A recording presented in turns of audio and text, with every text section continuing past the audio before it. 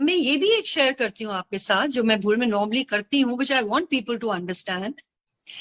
जब गुरुजी के फंक्शंस होते थे मंदिर में, तो आई स्टिल रिमेम्बर 2 घंटे का शब्द कीर्तन होता था, and then Guruji used to come, और गुरुजी की आरती होती थी। उसके बाद लाइव सिंगिंग होती थी, विच गुरुजी, एवरीवन वाज डायरेक्टेड कि बाहर लंगर के लिए जाओ, एंड साथ में लाइव सिंगिंग होती थी उधर। एक दिन, I don't remember whether it was, I am not too sure, maybe Gurpurab था।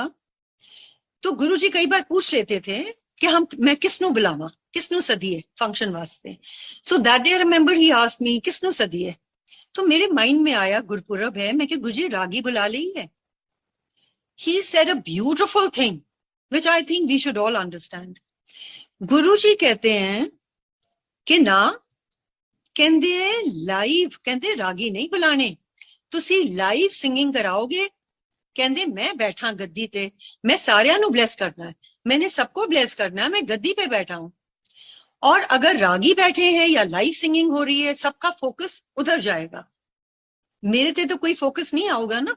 इस करके कोई लाइव सिंगिंग नहीं करनी, क्योंकि मैं सबनों ब्लेसिंग दे रही थी। So sangat ji, whenever I always tell people, आपने अगर लाइव सिंगिंग करवानी है and you don't want to play Guruji shabad, then don't call it Guruji satsang, then just call it an evening with whosoever you want to call।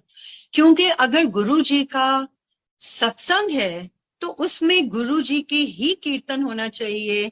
You want to have it for 1.5 hours, for 2 hours, that is up to you. But it should be only Guruji's शब्द। And उसके बाद आपने जो कुछ करना है, आप आरती के बाद आपने जिसको गवाना है आप गवाओ, there is no issue in that. या अगर आपका बड़ा फंक्शन है, आप घंटे के लिए कर लो, कीर्तन लगाओ, गुरुजी को ब्लेस तो करने दो ना सब संगत को। What is the purpose of the sangat coming there if they can't receive his blessings?